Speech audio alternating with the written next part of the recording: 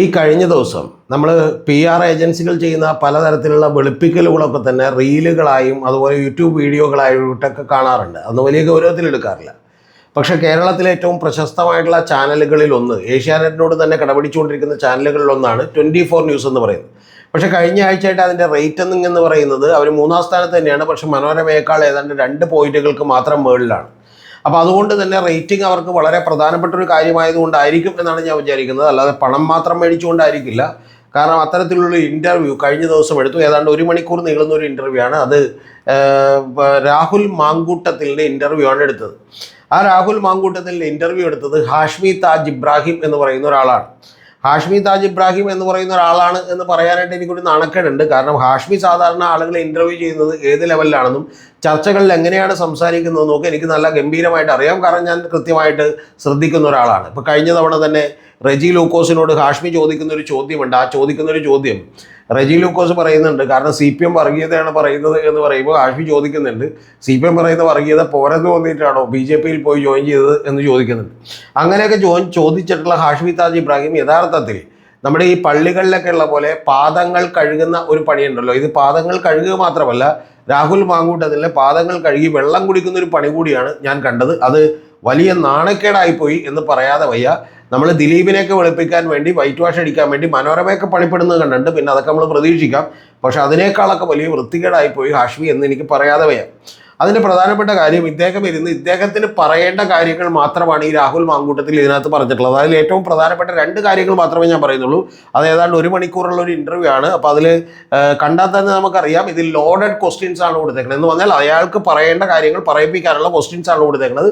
എന്നിട്ട് വെറും ഒരു അഭിനയമായിരുന്നു എന്നുള്ളതൊക്കെ നമുക്കറിയാം. അല്ലാതെ കൃത്യമായിട്ടുള്ള ചോദ്യങ്ങളാണെങ്കിൽ, ധൈര്യമുണ്ടെങ്കിൽ രാഹുൽ മാങ്കൂട്ടത്തിൽ അല്ലെങ്കിൽ തന്നെ ഷാറ്റേഡ് ആയിരുന്നു. പക്ഷെ അങ്ങനെയുള്ള ഒരാളുടെ മുമ്പിൽ ചെന്നിരിക്കില്ല. ഇപ്പോൾ അരുൺകുമാറിൻ്റെ മുമ്പിൽ ചെന്നിരിക്കുമോ? പോട്ടെ, ഞാൻ രാഹുൽ മാങ്കൂട്ടത്തിൽ വെല്ലുവിളിക്കുന്നു. എൻ്റെ മുമ്പിൽ വന്നിരിക്കുന്നു നോക്കി ഇൻ്റർവ്യൂവിന്, ഞാൻ കൃത്യമായിട്ട് ചോദ്യങ്ങൾ ചോദിക്കുക. അങ്ങനെയുള്ള ഒരു ചോദ്യവും ചോദിച്ചില്ല. എന്ന് പറഞ്ഞാൽ ഈ കഴിഞ്ഞ ദിവസങ്ങളിൽ ഹാഷ്മി പറഞ്ഞൊരു 2 കാര്യങ്ങൾ, പ്രധാനപ്പെട്ട കാര്യങ്ങൾ പറഞ്ഞത്, ഒന്ന് യഥാർത്ഥത്തിൽ പറഞ്ഞൊരു കാര്യം, ഈ പറയുന്ന രണ്ടാമത് പരാതി ഉന്നയിച്ച 23 വയസ്സുള്ള ഒരു പെൺകുട്ടി, ബാംഗ്ലൂരിൽ നിന്നുള്ള പരാതിക്കാരിയാണ്. അത് KPCC പ്രസിഡന്റിനാണ് അയച്ചത്. ആ പെൺകുട്ടി ഏതാണ്ട് ഇപ്പോൾ പിന്മാറി എന്നൊക്കെ കേൾക്കുന്നു, എനിക്കറിയില്ല ശരിയാണോ എന്ന്. അപ്പോൾ ആ KPCC പ്രസിഡന്റിന് അയച്ച പരാതിയിൽ ആ പെൺകുട്ടി പറഞ്ഞൊരു ഹോം സ്റ്റേയിലേക്ക് ഞാനും അതുപോലെ തന്നെ ഫെനിയും കൂടി, അല്ലെങ്കിൽ ഞാനും അവരും കൂടി പോലും ഒരു കാറിൽ പോയിട്ടില്ലെന്നും അങ്ങനെ ഹോം സ്റ്റേ ഇല്ല എന്നുമൊക്കെ പറഞ്ഞുകൊണ്ടാണ് രാഹുൽ മാങ്കൂട്ടത്തിൽ വലിയ ഈ പറയുന്ന പോലെ ആളാകാൻ വേണ്ടി ഒന്ന് ശ്രമിച്ചത്. അത് അങ്ങേറ്റം പരാജയപ്പെട്ടു പോയി. എങ്ങനെയാണെന്ന് ഞാൻ പറഞ്ഞുതരാം. രണ്ടാമത്തത് എന്ന് പറയുന്നത്, അദ്ദേഹം പറയുന്നത് ഷഹനാസ് എന്ന് പറയുന്ന ഒരു വനിത, അത് യഥാർത്ഥത്തിൽ ഇവർക്കെതിരെ ചില ആരോപണങ്ങൾ ഉന്നയിച്ചിരുന്നു. അതായത് ഷഹനാസിനോടും വളരെ മോശമായി പെരുമാറിയിട്ടുണ്ടെന്നും ഷഹനാസ് യഥാർത്ഥത്തിൽ ഷാഫി പറമ്പിലിനോട് ഇവനെ ആക്കരുത്, ഈ പറയുന്ന യൂത്ത് കോൺഗ്രസിൻ്റെ പ്രസിഡന്റ് എന്ന് സൂചിപ്പിച്ചിട്ടുണ്ട് എന്നുമൊക്കെ കൃത്യമായിട്ട് ഷഹനാസ് പുറത്ത് പറഞ്ഞിരുന്നു. ഷഹനാസ് വളരെ ധൈര്യത്തോടെ കാര്യങ്ങൾ പറയുന്ന ഒരാളാണ്. അപ്പോൾ അങ്ങനെ പറഞ്ഞിട്ടുണ്ട്. അപ്പോൾ ഷഹനാസിനെതിരെ ഇതിൽ കൂടാതെ റിനി പറഞ്ഞിട്ടുള്ള കുറച്ച് കാര്യങ്ങൾ കൂടിയുണ്ട്. പക്ഷേ റിനി ഒതുക്കാൻ വേണ്ടിയിട്ട് ഇവർ യഥാർത്ഥത്തിൽ കുഞ്ഞമ്മയെയും അതുപോലെ തന്നെ നമുക്കറിയാലോ ഫെനി നൈനാനെയും ഒക്കെ കൊണ്ട് ചാറ്റുകൾ പുറത്തുവിട്ട് റിനിയുടെ ഒരു ക്രെഡിബിലിറ്റി തകർക്കാൻ ഇവർ ശ്രമിച്ചുകൊണ്ടിരിക്കുകയാണ്. അതൊക്കെ തന്നെ ഒരു വാസ്തവമില്ലാത്തൊരു കാര്യമാണ്. പക്ഷേ നമ്മുടെ ഇവിടുത്തെ ഈ പറയുന്ന പോലെ കാശ് കിട്ടിയാൽ മേടിക്കുന്ന കുറേ യൂട്യൂബേഴ്സ് ഉള്ളതുകൊണ്ട് അവരെല്ലാം ഇത് പറഞ്ഞുകൊണ്ടിരിക്കുകയാണ്. അതിൽ പ്രധാനപ്പെട്ട ഒരു കാര്യം എന്ന് പറയുന്നത്, ചില ആളുകൾ ചോദിക്കുന്നത് റിനി എന്തിനാണ് ഒരു ടെലഗ്രാമിൽ പ്രൈവറ്റ് ചാറ്റിന് വരാൻ പറഞ്ഞത് എന്നുള്ളതാണ്. രഹസ്യ ചാറ്റിന് അതിനെന്താ കുഴപ്പമുള്ളത്? ഒരു സ്ത്രീക്ക് വേറെ എന്തെങ്കിലും രഹസ്യങ്ങൾ പറയണമെന്ന് തോന്നി അവർ രഹസ്യ ചാറ്റിന് വരാൻ പറയും. രണ്ടാമത്തത്, ഇവരിൽ ചിലരൊക്കെ രാഹുൽ മാങ്കൂട്ടത്തിൽ അങ്ങോട്ടാണ് കോൺടാക്ട് ചെയ്തതെന്നാണ്. അങ്ങോട്ടാണ് കോൺടാക്ട് ചെയ്തതെന്ന് പറഞ്ഞാൽ അത് ഈ പറയുന്ന പോലെ സെക്സിന് വേണ്ടിയാണെന്ന് പറയുന്ന ധാരണ എങ്ങനെയാണ്? അങ്ങോട്ട് കോൺടാക്ട് ചെയ്യും. ചിലപ്പോൾ ഒരാൾക്ക് ബഹുമാനം തോന്നുന്ന, ആദരവ് തോന്നുന്ന ആളുകളൊക്കെ ചിലർ ഇങ്ങോട്ട് വിളിച്ച് പരിചയപ്പെടും. ഞാൻ നിരവധി സെമിനാറുകൾ എടുത്തപ്പോൾ എന്നെ ആളുകൾ ഇങ്ങോട്ട് വിളിച്ച് പരിചയപ്പെട്ടിട്ടുണ്ട്. അവർ പക്ഷേ എൻ്റെ വാക്കുകളിലും എൻ്റെ അറിവിലും ഒക്കെ വലിയ ബഹുമാനം തോന്നിയിട്ടാണ് അത് ചെയ്തിട്ടുള്ളത്. അപ്പോൾ അതുകൊണ്ട് ഇത്തരം വാദങ്ങളൊന്നും നിൽക്കില്ല. പക്ഷേ ഇത്തരത്തിലുള്ള ആർക്കും തന്നെ അറ്റാക്ക് ചെയ്യാൻ പറ്റാത്ത ഒരാളാണ് യഥാർത്ഥത്തിൽ ഷഹനാസ് എന്ന് പറയുന്നത്. അപ്പോൾ ഷഹനാസിനെ അറ്റാക്ക് ചെയ്ത് വേറെ ആരെങ്കിലും അറ്റാക്ക് ചെയ്താൽ നല്ല എളുപ്പമല്ല എന്നറിയാവുന്നതുകൊണ്ട് ഷഹനാസ് എൻ്റെ വലിയ സുഹൃത്തായിരുന്നു എന്നും ആ ഷഹനാസ് എന്നെ മറ്റേ യൂത്ത് കോൺഗ്രസ് പ്രസിഡൻ്റായപ്പോൾ അഭിനന്ദിച്ചിട്ടുണ്ട് എന്നുമൊക്കെ പറഞ്ഞുകൊണ്ട് ഇതെല്ലാം തന്നെ തെറ്റാണ് എന്ന് പറയുന്ന ഒരു പുകവറ സൃഷ്ടിക്കാനാണ് ശ്രമിച്ചത്. ഈ പുകവറ സൃഷ്ടിക്കാൻ ശ്രമിച്ചത് ശരിക്കും പറഞ്ഞ ഒരു മീനിൻ്റെ പെടച്ചിലാണ്. ആ പെടച്ചിൽ എന്തിനാണെന്ന് നിങ്ങൾക്ക് മനസ്സിലായോ? ഈ 2026 ഏപ്രിൽ വരാനിരിക്കുന്ന നിയമസഭാ തെരഞ്ഞെടുപ്പിൽ പുള്ളിക്ക് എങ്ങനെയെങ്കിലും പാലക്കാട് മത്സരിക്കണം. അപ്പോൾ മത്സരിപ്പിക്കണമെന്നുണ്ടെങ്കിൽ ഇതിൻ്റെ ഒരു ഇമേജിൻ്റെ റീബിൽഡ് എന്ത് ചെയ്യുന്നുണ്ട്, നടക്കേണ്ട ആവശ്യമുണ്ട്.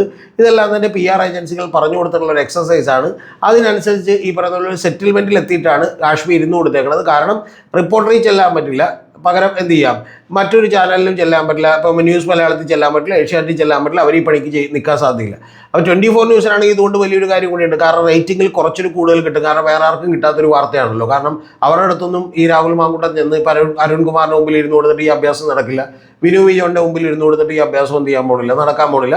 പിന്നെ ന്യൂസ് മലയാളത്തിൽ ഇപ്പോൾ സനീഷ് കയ്യിലോ അല്ലെങ്കിൽ പൂപ്പാറക്കാരൻ ഹർഷൻ്റെ കയ്യിലോ ചെന്നിരുന്ന് കൊടുത്തിട്ടുണ്ടെങ്കിൽ എന്ത് ചെയ്തു പോകും, തകർന്നു പോകുമെന്ന് അറിയാം. അപ്പം അതുകൊണ്ടാണ് ഇത്തരത്തിലുള്ള ഒരു പണി എന്ത് ചെയ്തിട്ടുള്ളത്, കാണിച്ചിട്ടുള്ളത്. ഇത് ഹാഷ്മി താജ് ഇബ്രാഹിമിനെ വളരെ വളരെ വളരെ മോശമായി പോയി എന്നുള്ളതാണ് എനിക്ക് ആദ്യമേ തന്നെ പറയാനുള്ളത്. ഇത് കൂടാതെ ഷഹനാസ് യഥാർത്ഥത്തിൽ ഇന്ന് അദ്ദേഹം ഈ പറയുന്ന രാഹുൽ മാങ്കൂട്ടത്തെ വലിച്ചു കീറി ഭിത്തിയിൽ ഒട്ടിച്ചിട്ടുണ്ട്. അതിൽ ഷഹനാസ് പറഞ്ഞിട്ടുള്ള ഏറ്റവും പ്രധാനപ്പെട്ട കാര്യം, ഞാൻ പറഞ്ഞ പല മെസ്സേജുകളും പുറത്തു പറഞ്ഞിട്ടില്ല, ധൈര്യമുണ്ടെങ്കിൽ എന്നെയും രാഹുൽ മാങ്കൂട്ടത്തിലേക്കും ഒരുമിച്ച് വിളിച്ചിരുത്തു, അല്ലെങ്കിൽ അവരുടെ വീട്ടിലേക്ക് വന്നു പോലും എനിക്ക് സംസാരിക്കാൻ കഴിയും എന്നാണ് ഷഹനാസ് പറഞ്ഞിട്ടുള്ളത്. കൂടാതെ ഷഹനാസ് പറഞ്ഞിട്ടുള്ളത്, അയച്ചിട്ടുള്ള ഏറ്റവും പ്രധാനപ്പെട്ട ഒരു മെസ്സേജ് പറഞ്ഞു. ആ മെസ്സേജ് എന്താണെന്ന് വെച്ചിട്ടുണ്ടെങ്കിൽ, രാഹുൽ മാങ്കൂട്ടത്തിൻ്റെ അമ്മയെ ഓർത്ത് എനിക്ക് സഹതാപമുണ്ട് എന്നാണ് പറഞ്ഞേക്കുന്നത്. ഇതൊരു സെക്ഷൽ പെർവേർട്ടാണ്, ഇത് ആ രോഗമാണ്, കൊണ്ടുപോയി ചികിത്സിക്കുക എന്നുള്ളത് അടക്കം പറഞ്ഞിട്ടുണ്ട് എന്നുള്ളതാണ്. എന്ന് പറഞ്ഞാൽ അത്തരത്തിലുള്ള മെസ്സേജുകൾ കൂടി ഉണ്ട് എന്നാണ് പറഞ്ഞേക്കുന്നത്. അടപടലം എന്ത് ചെയ്തിരിക്കുന്നു, മാങ്കൂട്ടം തകർന്നിരിക്കുന്നു. മാങ്കൂട്ടം വിചാരിക്കുന്നത്, ഇപ്പം ഞാൻ പലപ്പോഴും പറഞ്ഞിട്ടുണ്ട്, ചില ആളുകൾ ഇതുപോലെയുള്ള പ്രവൃത്തികളിലൊക്കെ ഏർപ്പെടാറുണ്ട്. പക്ഷെ അവരൊക്കെ ഒന്ന് പതുങ്ങുകയും ഞാൻ ചെയ്തത് തെറ്റായി പോയല്ലോ, അപ്പോൾ ആ രീതിക്ക് നിൽക്കുകയൊക്കെ വേണം. അല്ലാതെ എതിരാളികളെ മുഴുവൻ തകർത്ത് എന്ത് ചെയ്തേക്കാം, അടിച്ച് തകർത്തേക്കാം. ഇനി ഒരേയും ഇതുപോലെ പ്രത്യക്ഷപ്പെടാൻ ധൈര്യം ഉണ്ടാവരുത് എന്ന് വിചാരിച്ച് നടത്തുന്ന അങ്ങേയറ്റ അവസാനത്തെ യുദ്ധമാണെന്നറിയാം. പക്ഷെ അതൊന്നും അങ്ങനെ ജയിപ്പിക്കണമെന്നില്ല. ഇനി ഹാഷ്മി താജ് ഇബ്രാഹിമിനോട് എനിക്ക് പറയാനുള്ളത്, ഈ കഴിഞ്ഞ ദിവസങ്ങളിൽ വലിയ തോതിൽ ഇവൻ തെറി പറയുന്ന ഒരു സംഭാഷണം പുറത്തേക്ക് വന്നിട്ടുണ്ട്. അതിനെക്കുറിച്ച് ഹാഷ്മി താജ് ഇബ്രാഹിമിനെ ഒന്നും ചോദിക്കാനില്ല. നിന്നെ കൊല്ലാൻ എത്ര സമയം വേണം എന്ന് ചോദിച്ചിട്ടുള്ള, അത് എന്ത് ചെയ്തിട്ടില്ല, അതിനെക്കുറിച്ചൊന്നും ചോദിച്ചിട്ടില്ല. പോട്ടെ ഹാഷ്മി താജ് ഇബ്രാഹിം, ഒരു ചെറിയ ചോദ്യം ചോദിക്കാൻ പറ്റുള്ളൂ, ഒരേ സമയം എത്ര പേരെ താങ്കൾ ആത്മാർത്ഥമായി പ്രണയിക്കുക? ആത്മാർത്ഥമായി എന്നുള്ള ഇൻവെർട്ടഡ് കോമ ഇടണം. കാരണം ഇവന് എന്തെങ്കിലും ഒരു ആളുകളോടോ എന്തെങ്കിലോടോ ആത്മാർത്ഥതയുണ്ടോ എന്നുള്ളത് എന്ത് ചെയ്യണം, ആലോചിക്കണം. പിന്നെ ഇവൻ ബർക്കിൻസ്റ്റോണിനെ പോലെയുള്ള ചെരുപ്പുകൾ മേടിച്ച 5000 മുതൽ 15000 20,000 രൂപ വില വരുന്ന ചെരുപ്പുകൾ മേടിച്ച കഥയൊക്കെയാണ് പറയുന്നത് മൂന്നാമത്തെ അതിജീവിത രേഖയിൽ നിന്ന്. അപ്പോൾ ഇത്തരത്തിൽ പിന്നെ നാലാമത്തെ ഒരു ചോദ്യമുണ്ട്. പണ്ട് തന്നെ ഈ പറയുന്ന പോലെ BJPയുടെ ഒരാൾ, ഗോപാലകൃഷ്ണൻ എന്ന് പറയുന്ന ഒരാൾ, കോഴി ആണ് ഇവൻ എന്ന് വിളിച്ചതിനെ കുറിച്ച് എന്താണ് പറയാനുള്ളത് എന്ന് ചോദിക്കണം. ഏറ്റവും പ്രധാനപ്പെട്ട ഒരു ചോദ്യമുണ്ട്.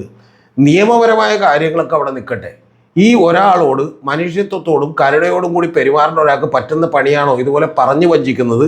ഇതിൻ്റെ ധാർമ്മികമായി താങ്കൾക്ക് MLA സ്ഥാനത്ത് തുടരാൻ എന്ത് അർഹതയുണ്ടെന്ന് ചോദിക്കണ്ടേ? ഇപ്പം കോൺഗ്രസിൻ്റെ തന്നെ ജിൻഡോ ജോൺ പറഞ്ഞേക്കണം ഇവനൊരു കുടുംബം കലക്കിയാണെന്നാണ്, അത് ചോദിക്കണ്ടേ? ഷാനിമോൾ ഉസ്മാൻ പറഞ്ഞേക്കണം നിങ്ങൾ രാഷ്ട്രീയം ഉപേക്ഷിച്ച് എന്ത് ചെയ്യണം, വീട്ടിലിരിക്കണമെന്നാണ്, അത് ചോദിക്കണ്ടേ? നിങ്ങളെക്കുറിച്ച് ആളുകൾ പറഞ്ഞിട്ടുള്ള ഒരു കാര്യത്തിന് നിങ്ങൾ മാനനഷ്ട കേസിന് പോകാത്ത എന്താണെന്ന് ചോദിക്കണ്ടേ?